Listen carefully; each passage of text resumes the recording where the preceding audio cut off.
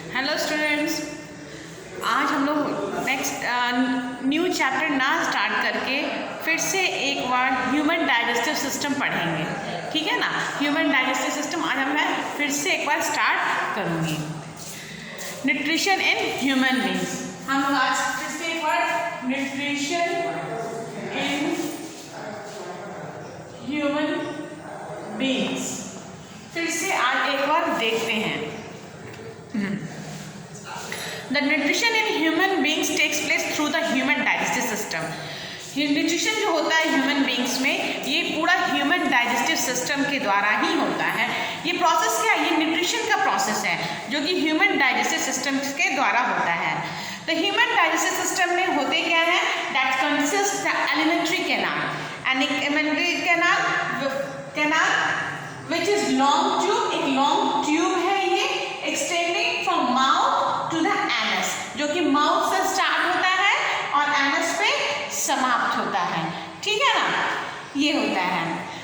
एक general human being का जो एलिमेंट्री कैनाल का जो लेंथ होता है, it's about 9 metre length, 9 metre होता है एक जनरल ह्यूमन बीइंग्स का एलिमेंट्री कैनाल। ये हमारा ह्यूमन डाइजेस्टिव सिस्टम है, लेकिन माउथ से एनस तक जो ट्यूब रन करता है उसको हम लोग एलिमेंट्री कैनाल कहते हैं। ठीक है, alimentary canal. The ducts of various glands open into the alimentary canal. यहाँ से यहाँ तक जब कोई एलिमेंट्री कैनाल ट्यूब रन करता है तो इस ट्यूब के बीचों बीच कहीं कहीं से बहुत सारे डक्ट्स ओपन होते हैं। डक्ट्स का मतलब क्या है? छोटी छोटी नली, छोटी छोटी नलियाँ कहीं कहीं से, जैसे यहाँ पे देखिए बाइल डक्ट ओपन हो रहा है, ये जूस। तो छोटी छोटी नली क्यों है? क्योंकि बहुत सारे ग्लैंड से रिलीज है। वो ग्लैंड्स क्या करते हैं? एंजाइम रिलीज करते हैं, और वो एंजाइम बाइल डक्ट यानी कि डक्ट के द्वारा उस एलिमेंट्री कैनाल में इन करता है, और जहाँ जहाँ पहुँचते, जहाँ जहाँ भोजन होता है वहाँ वहाँ एंजाइम रिलीज होता है, और भोजन पे वो एक्ट करके भोजन को ब्रेक डाउन करता है। ठीक है। The alimentary canal and pour secretion of digestive juices. तो जगह क्या मैं बताया आपको, फिर से बोलती हूँ कि जगह जगह ग्लैंड्स प्रेजेंट होते हैं, और जो छोटे छोटे डक्ट्स निकले होते हैं, वो डक्ट्स जो होते हैं एलिमेंट्री कैनाल से जुड़े होते हैं। ग्लैंड्स क्या किया? एंजाइम को रिलीज किया, और डक्ट क्या किया? उसको या तो अपने पास थोड़ी देर स्टोर किया, या तो डायरेक्ट उसको एलिमेंट्री कैनाल में सिक्रीट कर दिया, उसको रिलीज कर दिया। ठीक है। There are various steps of nutrition in human beings. Human beings में बहुत सारे स्टेप्स होते हैं। ये क्या है? ये न्यूट्रिशन का ही प्रोसेस है, जो कि human nutrition in human beings है। ठीक है, न्यूट्रिशन का प्रोसेस यानी भोजन कैसे हमारे शरीर में पचता है। Human takes in food through the mouth. We put food morsels into our mouth with our hand. Humans क्या करते हैं? हम लोग क्या करते हैं? हाथों से, अपने हाथों से भोजन को लेते हैं, लेकर अपने मुख में, अपने माउथ में उसको पुटिंग करते हैं मॉजल्स के रूप, यानी निवाला क्या कह रहा है? That is मॉजल्स, MORSELS, MORSELS, मॉजल्स। ठीक है, मॉजल्स इनटू आवर माउथ, अपने निवाला हाथ में लेते हैं और उसको मुंह में डालते हैं। जैसे ही हमारा भोजन हमारे मुंह में जाता है, डाइजेशन का प्रोसेस स्टार्ट हो जाता है।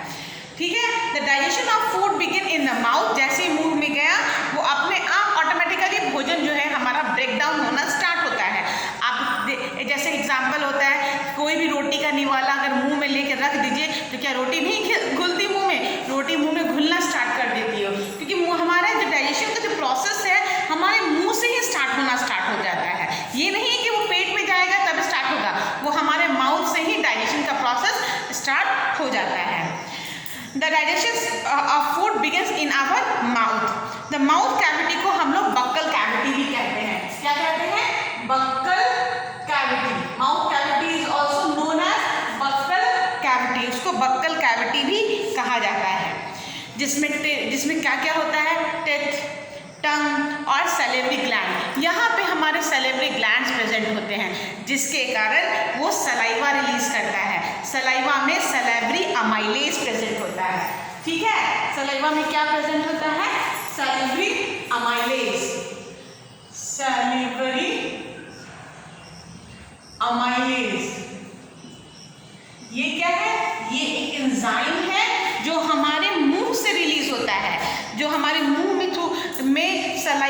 प्रेजेंट होता है उसमें एक एंजाइम प्रेजेंट होता है। मुंह में सलाइवा कहाँ से रिलीज होता है? यहाँ पे ग्लैंड है, उस ग्लैंड से सलाइवरी अमाइलेज नाम का सलाइवा रिलीज होता है जो भोजन को तोड़ने में मदद करता है। The teeth cut the food into small pieces। और साथ ही साथ हमारे पास टीथ प्रेजेंट होते हैं। टीथ क्या कर रहा है? भोजन को छोटे छोटे हिस्सों में ब्रेक डाउन करता है, काटता है। हमारे पास different type of teeth present होते हैं, जैसे कि पहले के जो दांत होते हैं वो बाइट लेते हैं, बगल के दांत जो होते हैं वो उसको चीयरिंग करते हैं, टीयरिंग करते हैं, उसके पीछे के जो दांत होते हैं उसको ग्राइंडिंग करते हैं। तो ये सलाइवा क्या कर रही है? ये हमारा जो टंग है वो सलाइवा को दांत के द्वारा तोड़े हुए भोजन में मिक्सअप करने का काम करता है। टंग क्या किया? दांत के द्वारा तोड़े हुए भोजन को मिक्सअप करने का। और पीछे के दांतों ने क्या किया? ग्राइंडिंग करना स्टार्ट किया। तो ग्राइंडिंग कैसे होगा? सलाइवा मिक्स करके ग्राइंडिंग होगा। तो टंग क्या करता है? भोजन को सलाइवा के साथ मिक्स करने में मदद करता है। ठीक है। The salivary gland in our mouth produce saliva and tongue help in the mixing with saliva with the food. The saliva contain enzyme. Saliva कौन सा एंजाइम रिलीज करता है?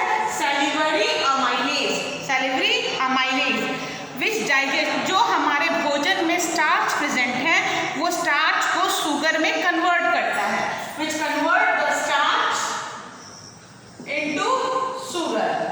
ठीक है, वो स्टार्च को किसमें कन्वर्ट किया? शुगर में कन्वर्ट किया।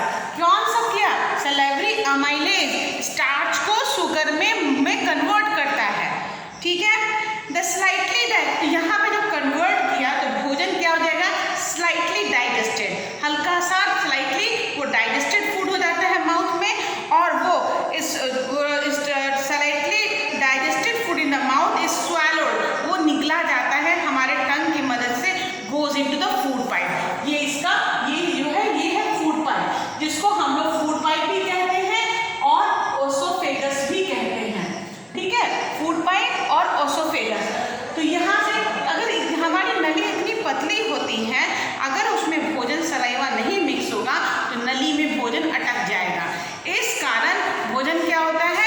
उसमें सलाइवा मिक्स होता है जिससे भोजन चिपचिपा हो जाता है, जिसके कारण ओसोफेगस या फूड पाइप से आसानी से भोजन हमारे स्टमक में आता है।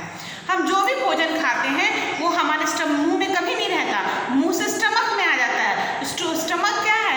एक तरह का बैग है जहाँ पे भोजन 3 से 4 घंटे तक हमारे पेट में रहता है, और धीरे धीरे वो डाइजेस्ट होना स्टार्ट होता है। कैसे?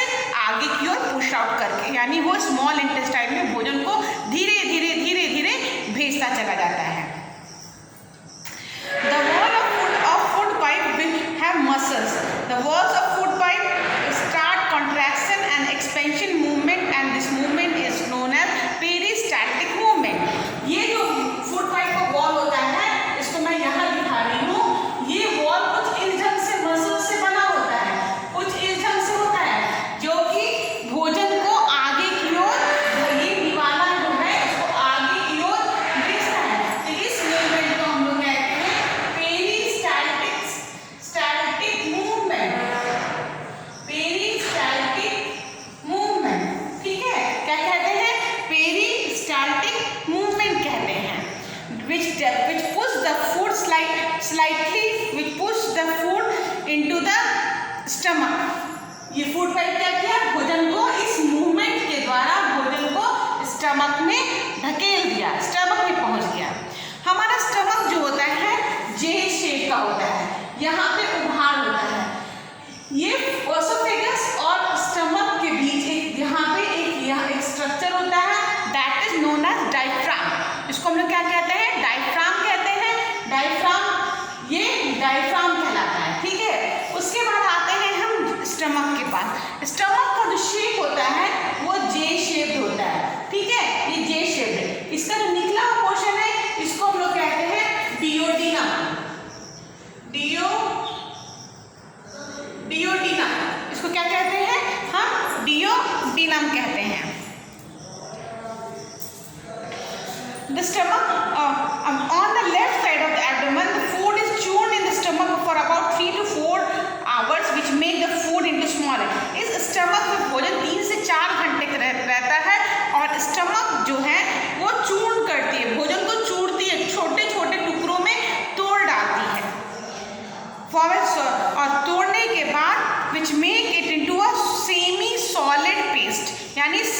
सॉलिड है, ना गीला है ना सूखा है, that is a semi solid paste में कन्वर्ट कर देती है। The stomach wall contains 3 tubular gland. Stomach के स्टमक में जो है 3 तरह के ट्यूबुलर ग्लैंड्स प्रेजेंट होते हैं, ठीक है। वो चूर्ण कैसे किया, ग्लैंड, क्योंकि उसमें भी ग्लैंड्स प्रेजेंट होते हैं जो कि एंजाइम्स को रिलीज करते हैं, और एंजाइम जाते ही भोजन में मिलते ही भोजन छोटे छोटे टुकड़ों में बंटना स्टार्ट हो जाता है।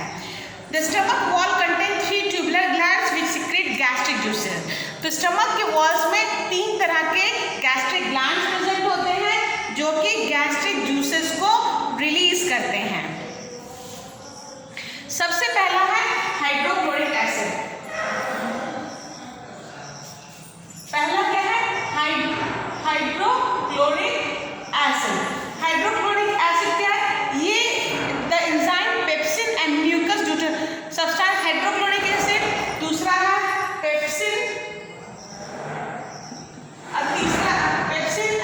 तीसरा है म्यूकस।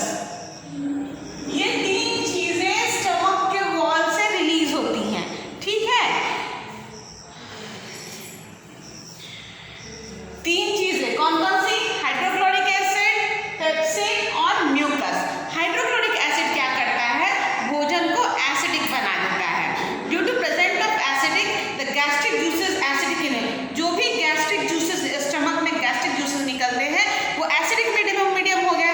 क्यों हो गया, क्योंकि उसमें हाइड्रोक्लोरिक एसिड मिक्सअप हो गया।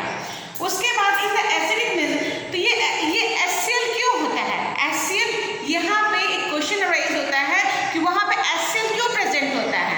HCl इसलिए प्रेजेंट होता है कि पेप्सिन एक तरह का एंजाइम है जो वो भोजन पे तभी वर्कआउट करेगा जब भोजन एसिडिक मीडियम हो। अगर भोजन एसिडिक नहीं होगा तो भोजन पे पेप्सिन नाम के एंजाइम का वर्क नहीं होगा। सेकेंड थिंग, हम लोग जरूरी नहीं है जो भी भोजन खाते हैं वो प्रॉपरली खाते हैं, वो इन्फेक्टेड ना हो, ठीक है। भोजन हम लोग कच्चा भोजन भी खा लेते हैं, नॉनवेज भी खा लिया, बासी खाना खा लेते हैं, तो बहुत तरह के बैक्टीरिया हमारे शरीर में प्रवेश करते हैं। तो ये HCl होने के कारण हमारे स्टमक में जो भी भोजन में फॉरेन मटेरियल जाता है या जो बैक्टीरिया प्रेजेंट है वो बैक्टीरिया को ये HCl मार देता है, ये इसका बेनिफिट है, ठीक है। इन द एसिडिक मीडियम, जब भोजन एसिडिक हो गया तो उसमें पेप्सिन एंजाइम जो है वो वर्क करना स्टार्ट करता है, ठीक है। तो पेप्सिन क्या करता है, पेप्सिन क्या करे, प्रोटीन, जो भी भोजन में protein present in the food to form smaller molecules, भोजन में प्रेजेंट प्रोटीन मॉलिक्यूल्स को स्मॉल मॉलिक्यूल्स में कन्वर्ट करता है, यानी छोटे छोटे टुकड़ों में तोड़ डालता है। और साथ म्यूकस क्या करता है, क्योंकि ये HCl प्रेजेंट है तो एसिडिक होने के कारण हमारे स्टमक का वॉल जो है वो इरोडेड हो जाएगा, जिसके कारण म्यूकस क्या करता है, स्टमक के चारों ओर के वॉल्स को प्रोटेक्शन प्रोवाइड करता है, जिसके कारण उसके ऊपर एसिड का एक्शन नहीं हो पाता है। एक लाइनिंग बनाता है स्टमक के, ये स्टमक के वॉल में एक चारों ओर एक लाइनिंग बना देता है, जिससे कि स्टमक के वॉल्स में वॉल इरोडेड नहीं पाते हैं।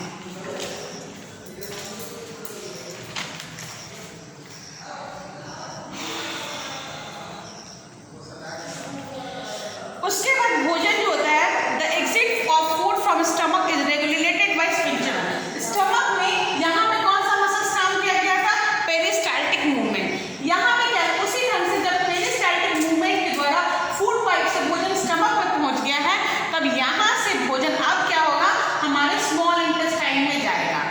स्मॉल इंटेस्टाइन में जाने के लिए यहाँ पे हमारे स्टमक में एक मसल्स काम करता है जिसको हम लोग कहते हैं स्फिंक्टर मसल्स। क्या कहते हैं, स्फिंक्टर।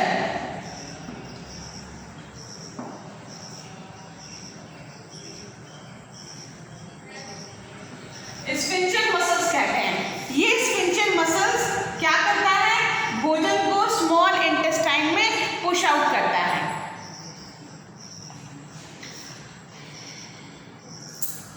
द स्मॉल इंटेस्टाइन, जब भोजन यहाँ पे स्टमक से भोजन कहाँ चला गया, स्मॉल इंटेस्टाइन में, किसकी मदद से, स्फिंक्टर मसल्स की मदद से चला गया, ठीक है। द स्मॉल इंटेस्टाइन जो होता है उसका लेंथ हमारा 6.5 मीटर का होता है, 6.5